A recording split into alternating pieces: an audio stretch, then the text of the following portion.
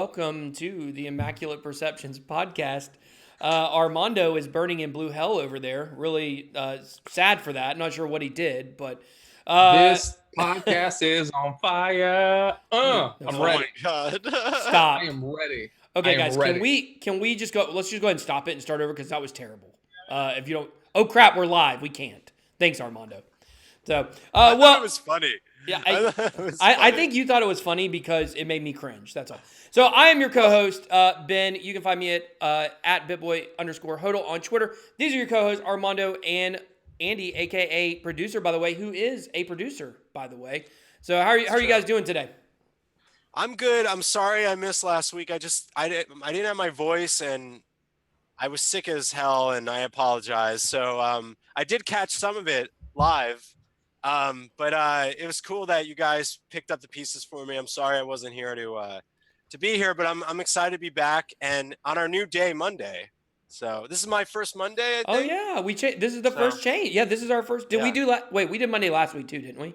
Yeah, Yeah, we decided to move this to Monday. Yeah, so. but this is our first full podcast on a Monday with all three of the major players of the podcast. Yes. Boom. So anyway, I'm glad to be back. Well, we're glad to have you. How about you, Armando? How have you been? Man, you know what? On a personal note, things have been really, really, really, really good. As you both know, things were really different not that long ago, but things are starting to turn around, good. and I'm pretty excited about where they might lead. So Does that have to do with the Giants? Is that like that has nothing to do with the Giants, my man. Has nothing to do with the Giants. It has to do with member of the fairer sex. I'll just leave it at that. I know, I'm just messing with Well, you. Armando, I hope for your sake that he's really cute. So, okay, You are all a right. dork. That's terrible. That's terrible. And That's my go-to joke. That's my go-to joke. I use it at any given point, so be ready for it. So, anyways, guys, Andy, you got some pretty excited non-sports stuff coming up this week, huh? Yeah, because basically, you know me. If you see my Twitter, I'm a huge gaming-centric guy. Every year, I usually get asked to come back and work as a live producer, segment producer for YouTube E3 Live, which is a live stream like we're doing right now, but it's 12 hours of like nonstop. Let's meet the head of Bethesda, and he's going to tell us what to expect at E3. A lot of people tend to like it. It's been around for a few years. You might have seen it pop up during the E3 times. So I'm going to be working tomorrow till we stream on Sunday. So I'll be sure to link it on our Twitter because it's a cool live stream. If you're a gamer, come check in. I won't be on camera, but you'll know I'll be behind camera producing, by the way. So I'm excited. Guys, See what you did there. he really is a producer, by the way. I just explained everything. Yeah, everything. So, all right, Yeah, guys. I'm excited. Well, we got super excited for you, Andy. Can't wait. E3, they have sports video games there, so I'm really excited. They do. So- the new Madden won't change, probably. My child's name is Madden. That's how much I love football. So, Seriously, I thought it was your dog's name. It's your child's name. it's my I did it's my wanna- oldest son. Yes, Madden. Before you move on from the Madden topic, I wanted to say that I would love to do a full Madden review for an episode, or at least yeah. part of the episode when it comes out. And I would also And we can play Like it. We can play head to head as Yes. part of the review. Yes, I will. we can play head to head. And Yeah. also, as you know, Ben, I'm a pretty hardcore Madden player, which people don't really realize. And last season, I got into the top 10 percentile in online on the Xbox Live. Wow. So Wow. what I'm going to do this year, because we have the podcast, is I'm going to give you guys an update on my online record and what my last game might have been, or some highlights. And I'll try to record them. We could play them on the show. Thought that would be a cool addition. Yeah, I think that would be cool. Absolutely. Yeah, cool. People may not know this, but back in 2005, I was in the top 100. Nice. I was in the top 100 of all Madden on PS. I think it was PS2 back then. Maybe it was PS3 already. I think it was PS2 for sure. So Well, yeah, I used to up crush you. it. I was number 18 when NBA 2K, like, I forget which one it was. It was the Xbox when it first was on Xbox Live. I was like number 18 as the Wow. Nets, Jason Kidd Nets with Kenyon Martin. With the back-to-back NBA Finals appearances. Yeah, so their team was pretty good, and I was pretty good, so I was killing it. Well, Anyway. funny enough, I used to kill it on NBA Live back in the day. NBA When it was Live, good, yeah. NBA Live 1995. Friggin' Dude. Latrell Sprewell. That was my dude. He would score over 100 points a game, and he will choke glad you out you if you said that. disagree. That's like probably one of the greatest. That's one of my top basketball games of all time. 95, man. Yeah. Wow. Mine was NBA Jam at the arcade. Well, right next to that's- Mortal Who Kombat. were you? Who were you? Let's hear it. We've really gotten off topic, but who were you?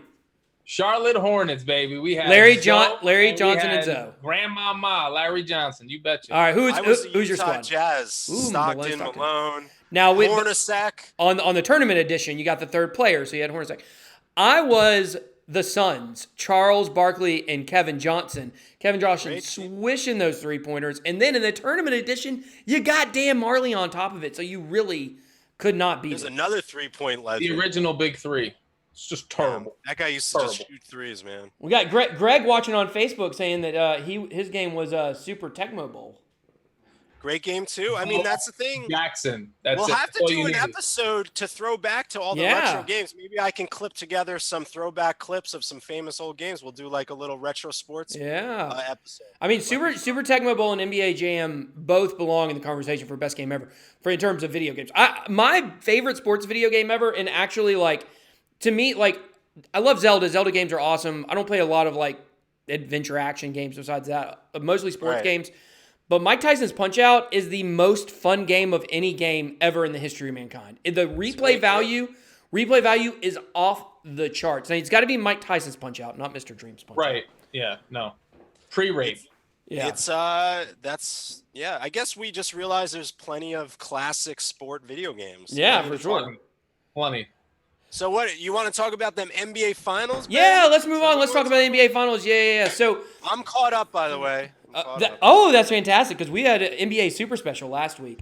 know. Yeah, and if people are wondering why Patrick Mahomes is behind me, that's because eventually we will talk about the NFL overtime rules, which involves the Chiefs for sure.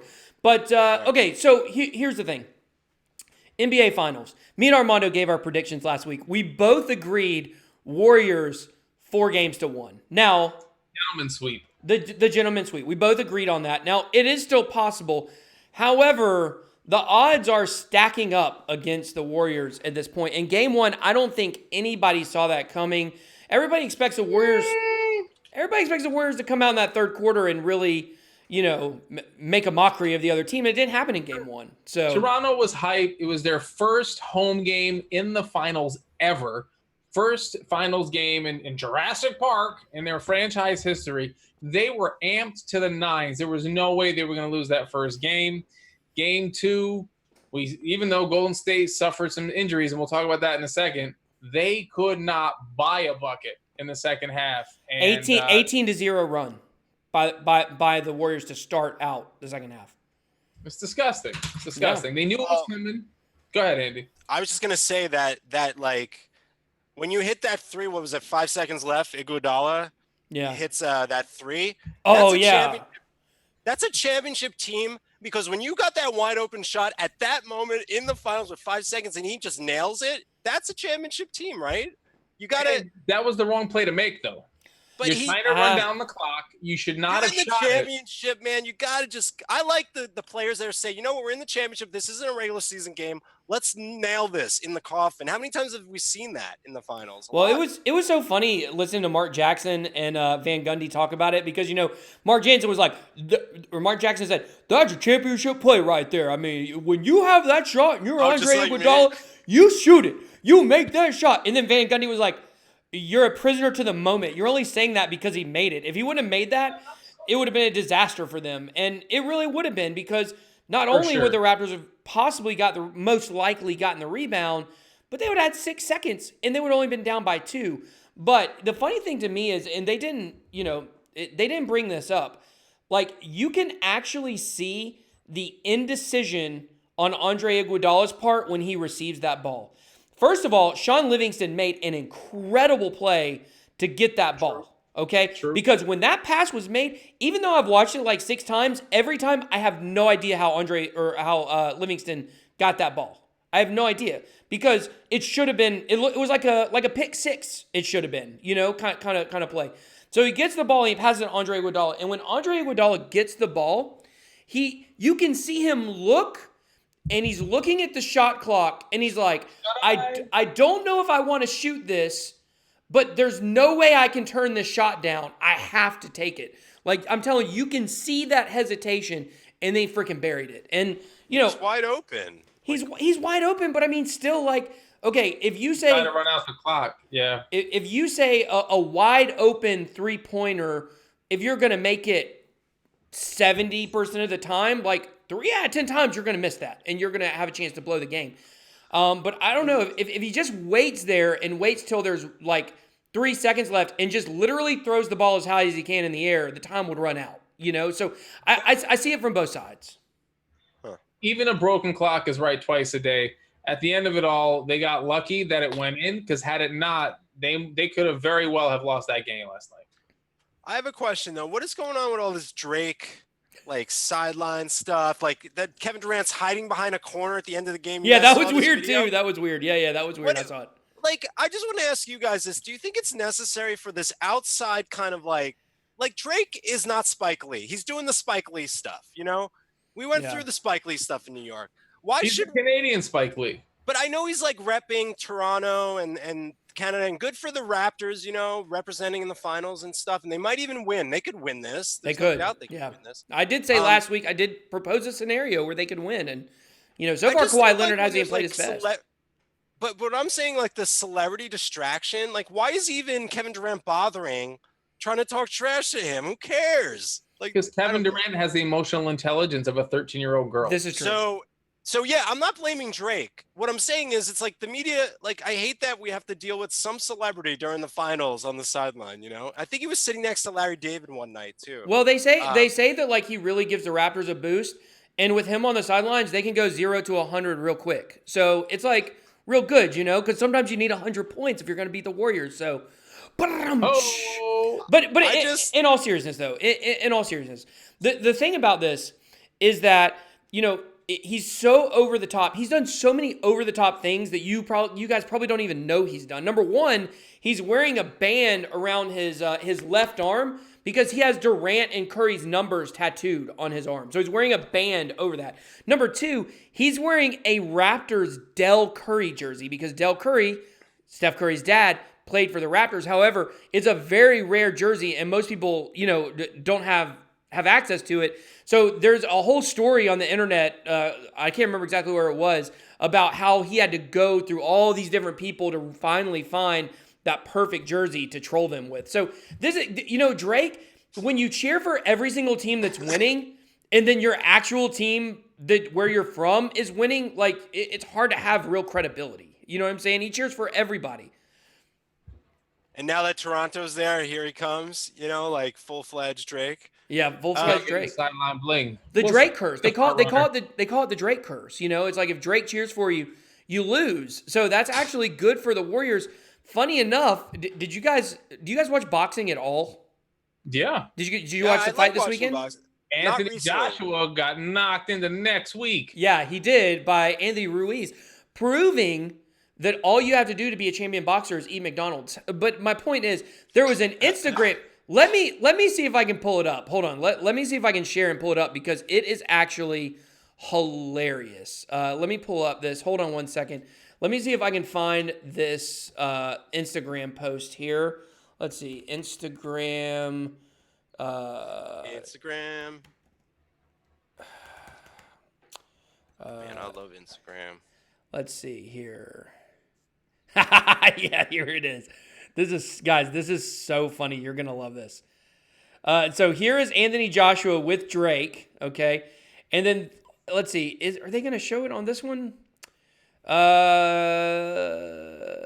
here it is. Look at the capture or the caption. About to break the curse. About to break the curse. But he didn't break the curse. He got knocked out. No, the curse broke him, and Ruiz's right hand broke his face. So I could make an argument that the number one reason why the Warriors are going to win is because Drake is cheering for the Raptors. So you could make that case, and you might be right. I might be right. So now Jack Nicholson and the Lakers, that's prime celebrity. He doesn't say anything really. But that's what I mean. Like, I just need him clapping and like, look, there's Jack going like this. Drake is so Stop giving coaches back massages. Nick Nurse was like, I didn't even realize he was doing it until I saw the video. I'm like, how do you not realize another grown man rubbing your shoulders? Like, I'm not good with He was that. just playing it off because secretly he liked it. Oh, Even if whoa. I was a billionaire and I was able to have like sideline with the Jets because I love them, I wouldn't be with a towel like next to Adam Gase, like, yeah, the Jets, we're the best. Yo, screw you, Tom Brady. Like, like you don't see, like, if I was a celebrity, that's why in football it doesn't happen, but in basketball it always happens. I don't know. Well, you know why it's a big deal in basketball is because the fans can sit You're feet like right away there. from the court. That is true. It's like the one sport, if you think about it, it's a sport you really get close to them. Like they're right there. Drake knows his own celebrity. You know what I mean? Like Drake knows his celebrity, and he definitely uses it. A lot of people. Well, we got a spot for Drake on the podcast. We got plenty of room. Yeah, so. we could definitely add a fourth rectangle in if I would. I would love to ask him about all of the Illuminati symbolism with his owl nonsense. Oh gosh, here we go. Don't get Armando started. Before you know it, you'll be falling off the side of the earth. Okay, guys. But that's not possible. The North Wall protects us. What is this Game of Wednesday Thrones? is game 3, right? Wednesday? Is it Wednesday? That's so long. I think it's Wednesday. They really dragged this thing out. I could be wrong. I was hoping it would be Tuesday, but I do. It seems like they play a lot on Thursday. But You know what? It's probably You can watch Wednesday. Game of Thrones. Oh wait, that's no longer around either. It's over. I'm just kidding. No. Sorry, I had to stab the Game of Thrones reference. Game 3 is Wednesday at 9 p.m. Eastern because it's in Oakland. Yeah. Well, it was at 9 o'clock last week when it was during the week in Toronto. I'm always right. Yeah, you were. Okay, guys, let's move on. Let's move on to the next topic. Next topic, we're talking NFL. So we had this. Let me pull it up here. We had this article. Here it is. Okay. Had this article from Roger Goodell, who spoke this week at a golf tournament, and he had some interesting comments about a couple things. We're going to look at the first comments he made, which are regarding the preseason, which I definitely think they need to get rid of. I feel what we should be doing is always to the highest quality, and I'm not sure preseason games meet that level right now. I'm not sure, talking with coaches, that 4 preseason games is necessary anymore to get ready for a season to evaluate players, develop players. He added there are other ways of doing that. We've had discussions about that. The NFL has long back reducing the preseason schedule in exchange for expanding the regular season to as many as 18 games. Players have balked to the proposal by citing safety issues and a desire to receive additional compensation for playing a longer regular season. So issue number 1 is the season, preseason games versus an 18-game season. And I have, as you guys would probably imagine, the greatest perspective on this. The greatest idea ever in the history of mankind. The perfect compromise between the NFL and the players on this issue. What is that? Right now they're playing 4 preseason games and 16 games in regular season. That's 20 games total. And I can't tell you, as a season ticket holder, I hate paying regular price on my season tickets for those stupid preseason games that mean absolutely nothing, okay? So what if we did 2 preseason games and 1 extra game during the season to make 17 games? What that does is it gives you, first of all, an 18-week season, okay? But it keeps, outside of ties, which we know are very rare, we usually have 1 every 2 or 3 years. I think last year we actually had 3 because of the new overtime rules or whatever. But that would keep teams generally from ever having a 500 record. You would always finish above 500 or below 500. And not only that, but you're taking the total number of games down to 19 instead of 20. So you're not, you're expanding 1 regular season game. You're getting rid of 2 preseason games. That means as a season ticket holder, you're only having to pay. Season ticket holders would be paying probably the same price. That would bring up an issue on who, 1 year you would get an extra home game, 1 year you'd have an extra away game. But, I wouldn't have as big of a problem paying for my season tickets if I didn't have to pay for those 2 stupid preseason games. What do you guys think? Oh, man. I'm going to go first. That's nonsense, and I'll tell you why. First of all, NFL franchises should not be charging full price for games that don't count. That is criminal. that is not jurisprudence and other legal terms I don't know. And it's practically criminal. They should not be doing it to their fans. So to them, I say, there you go. As far as expanding it to a 17-game season, that will not work because for the last 41 years, we've had a 16-game season. All of the records, Hall of Fame inductions, all of the different passing yards, rushing yards, touchdowns, this, that, and the other are all within the framework of a 16-game season. The moment you bump that up to a 17-game season, all of that gets thrown out the window. We have to recalibrate everything. Old man yells at NFL schedule. Sure get off my lawn. Keep it to 16 games. I just wanted to correct you that I think that there was actually 14 games at one point. Yes. It was less. Yes, it was less. They went from 12 to 14 in 1961, and they went from 14 to 16 in 1978. They haven't changed it since. You know why? Because it works. Don't change it. Get off my lawn. Well, they used to take preseason more seriously, though.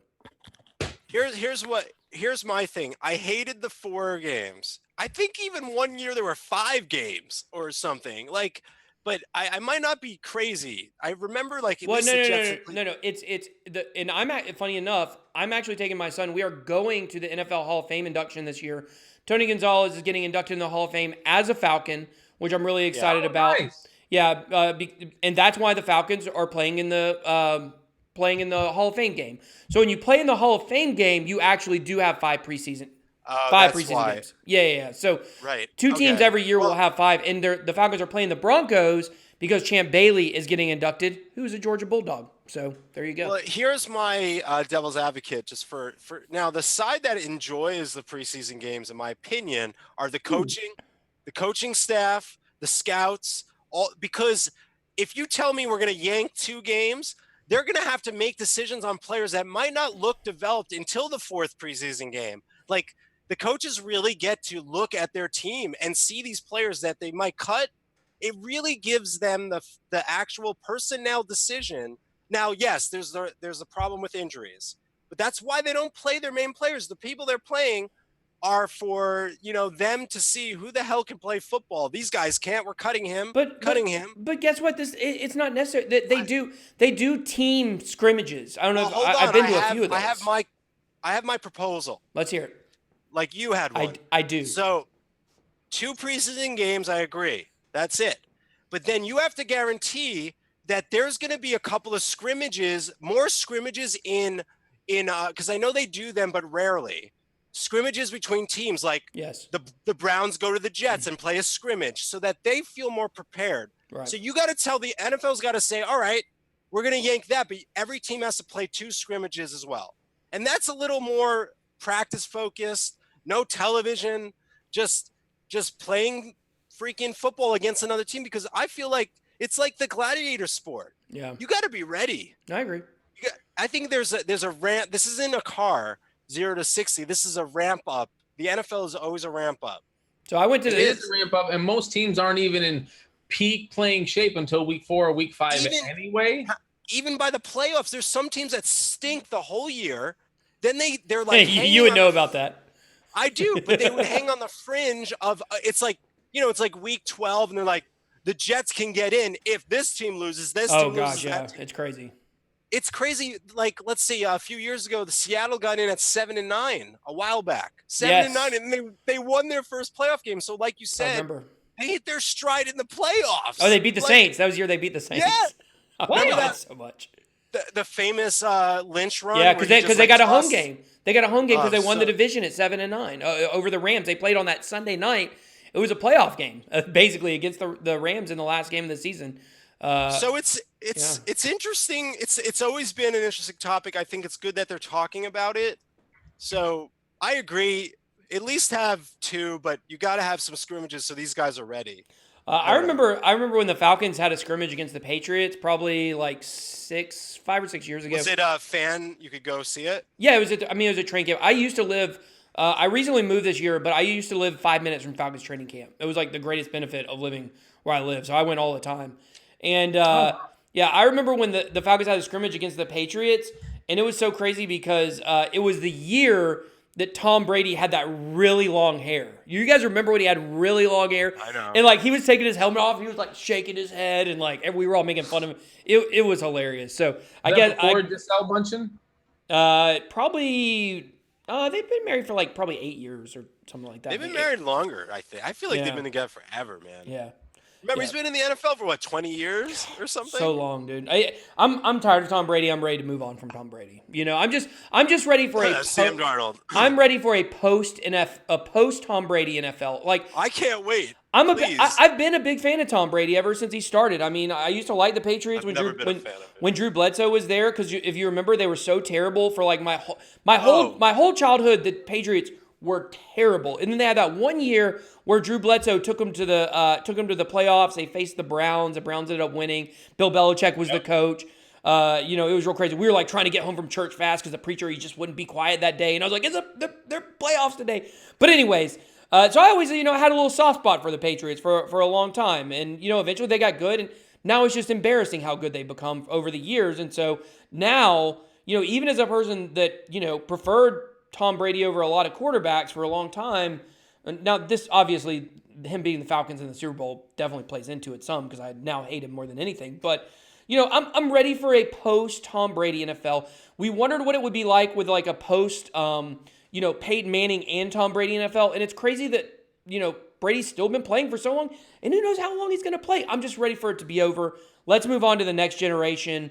He's overshadowed quarterbacks who should have been, seen as the best of their generation, like Aaron Rodgers, Matt Ryan, obviously. I'm totally kidding on that. Tom Brady. But my prediction is he will see a decline finally, and he's going to play one season with somebody else. I really believe that he's going to be like, he's going to make a deal with the Patriots, say, oh, I'm going to retire. Then, boom, a deal with some team in preseason. Tom Brady's like, screw it. I want to play one more year. I didn't curse, by the way.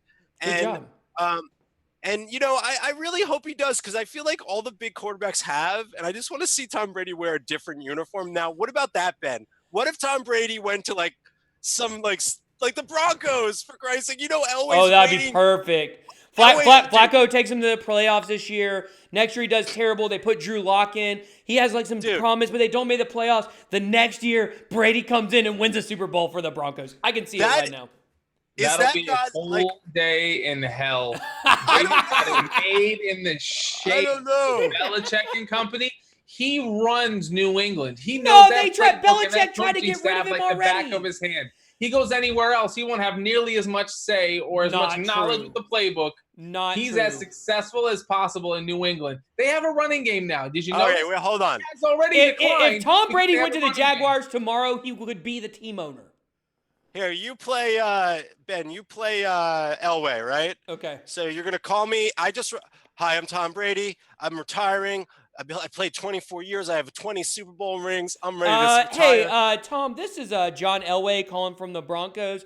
Now, I know that you said you're retired, but I don't know if you've noticed, I've taken quarterbacks who are well past their prime when they couldn't throw the ball like they used to. They're still good. They just couldn't do it like they used to. And I was just wondering, we have an incredible defense. Von Miller, we just drafted a great hot new, defensive rusher. All you got to do is come in. We'll get you the best. We'll get you the finest offensive line. You'll be able to win a championship just handing the ball off. What do you say, Tom? Are you interested?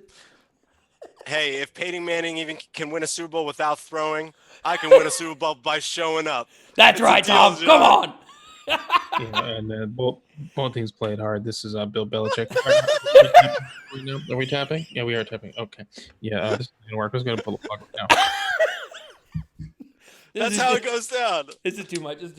All right, guys, we got to move on to our last topic. My face is so red from laughing. That was so funny. Yeah, that was fun. Funny. I like it. That was good TV. Listen, so let's move on to the other thing that actually came out of that interview, which is kind of not necessarily a new debate, but it is something that he brought up in terms of the owners' meeting. This was when he was playing in a charity golf tournament, Jim Kelly's 33rd charity golf tournament outside of Buffalo. Shout out Buffalo. I'm actually going to Buffalo next week, believe it or not. Oh, yeah? Yeah, well, I'm going to Rochester, close enough. Home of the chicken. Yeah, definitely. So it said Goodell backed a decision made at the owners' meeting last month to table a proposal to change the overtime rule and require each team to have one possession regardless of what happens on the opening overtime series.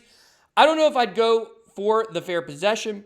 The sudden death nature of the current rule in which the game ends if a team scores a touchdown on its opening possession. The change was pushed by the Chiefs, which is why I got Patrick Mahomes behind me.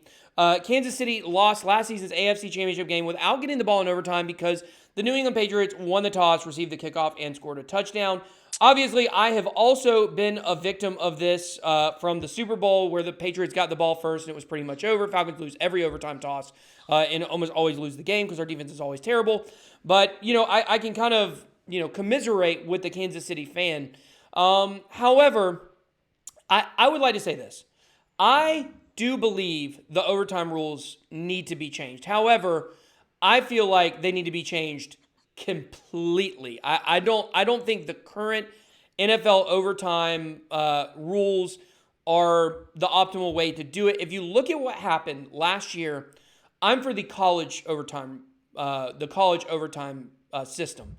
If you watch what happened last year between the LSU Tigers and Mississippi or Texas A&M, that game went to 7 overtimes.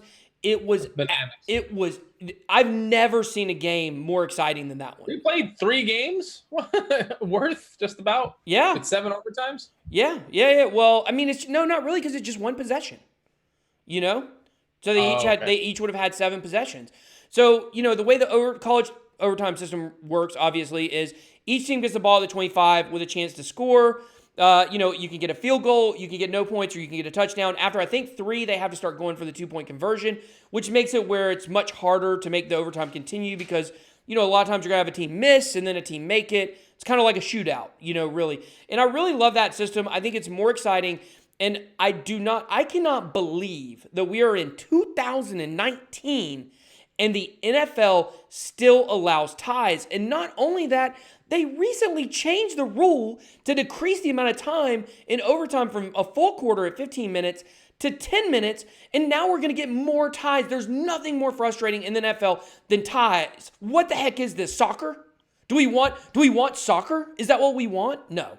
This is real absolutely football. Not. This is real football. Exactly. This is real football. I tell you what, let's just scrap it completely. Let's do XFL 2.0. Let's have both offense and defense on both sides of the field, doing it at the same time, and whoever team scores first wins.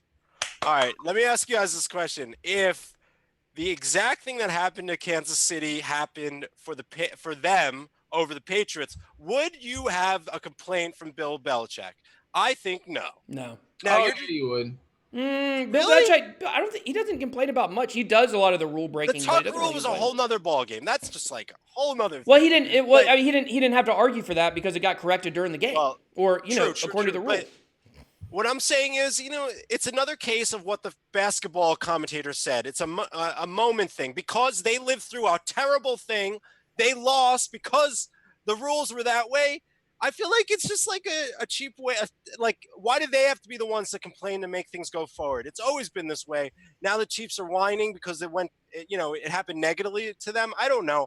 I don't agree with that. When things go awry, I'm like, screw it, we lost. Like, what am I going to do? Look, if the Patriots lost, Belichick would have had a problem with it, but it wouldn't have been as demonstrative. He's just going to say something like, listen, man, I know both teams play really hard, and I think that at the end of the day, we're going to move on to next week. And we're playing the Bengals next week, so let's talk playing the Bengals next week. But really, we should have had a chance to play. We should have had a chance to win and score. We have Tom Brady, the best quarterback who ever played the game, and I think that we should have opportunities. Dude, I can see myself on the top of your head. That's cool. I feel like the Southern Death, where it is like first possession, it's like such a heart-wrenching thing, and I think that is actually a mechanic that bothers people, but at the same time, it's like really screwy, and it really makes it hard in so many ways. Here's what's so crazy about this to me, and once again, why I support both teams getting the ball in a different format, not the current format. I don't think they should change. If they're going to keep the same format, I don't think they should change it. But here's the frustrating thing: the NFL has moved to. Let me ask you guys this question: has the NFL moved more offensive oriented or defensive oriented? Offensively, obviously. Of course. So offensively. Of course. Obviously. All across the board. I mean, look at the guy behind me and how many points they scored last year. Like, it's absolutely insane. We moved offensive. However, you're going to say the most critical moment of the entire game, when a game is forced into overtime, the most exciting a game can get, we're now going to switch it to defensive oriented. We've made all the rules in favor for the offense. All the rules in favor for the offense. But now, in the most critical point of a championship game, even notwithstanding, we're going to say, oh, now you got to have your defense stand up. They're putting the defense at a disadvantage because of all the rule changes they've made to protect the offense. So over time, this has changed. It used to be where most teams did not score on the first drive. Most teams did not score on the first drive in overtime. Overtime would last a couple possessions. You'd punt. You see teams even playing field position on the first drive. That's true. And it's changed because defenses used to actually be able to hit people and to stop offenses. Now they can't. Their hands are tied. So we're saying, if you can't stop them, it's your fault. But we're going to make all the rules where they can run over you, and we're going to let the flip of a coin decide. In the Super Bowl, I was at the Super Bowl when the Falcons played the Patriots, and the moment I saw the Patriots won the toss, I knew the game was over because our defense is terrible, because that's not the way our team's built. It was built on offense like every other team. So if it were reversed, if the Falcons would have got the ball first in that game, yes, the Patriots had a lot of the momentum, but if we could have got the ball first, you saw in the last drive the Falcons how they went all the way down the field very easily and then got pushed back because of penalties and a sack. The Falcons may have won it. The whole game could have been different. But as soon as that coin flip was Patriots, the game was over. And that's a deflating feeling as a fan. And I could not believe that the Rams were able to win against the Saints, because it could have been the same situation. Saints get the ball first, and they usually go right down the field and score. I think the Saints got the ball first. Maybe the Rams. I know it's a deflating feeling, but it's always deflating for the Patriots. So they totally understand where you're coming from. How long have you been holding that joke? Like 45 seconds? At That's least? good. 35. I'm glad you were able to still pull it out. That's good. Thank you. I That was appreciate great. it. That was good. Yeah. So, well, I guess that's probably going to wrap it up for us tonight. I guess we got our time for 30 seconds to glory. Does anybody have a 30 seconds to glory? Let's hear it, Andy. You go first. I'll go last. I'll go first. Oh, Andy said he's Wanna going go first. Go ahead. Go ahead first. Andy, you look like you weren't ready yet. So if you're ready to go ahead, buddy. I'm distracted now. You go first. Sorry about that. All right, so here we go. Golden State Warriors, specifically Boogie Cousins, you have done yourself a great service. You have successfully auditioned to the other 29 teams in the National Basketball Association that your services can be had for quite the pretty penny. Your audition in the NBA Finals has done wonders for your free agency value, for your potential negotiation value if you want to stay with the Golden State Warriors, aka the Dubs. But from a fan of Eastern Conference teams, I hope that you suffer a series-ending injury, not career-ending, but just one that takes you out for the rest of the series, so that the Raptors actually have a chance of winning and dethroning you suckers, because I can't stand you.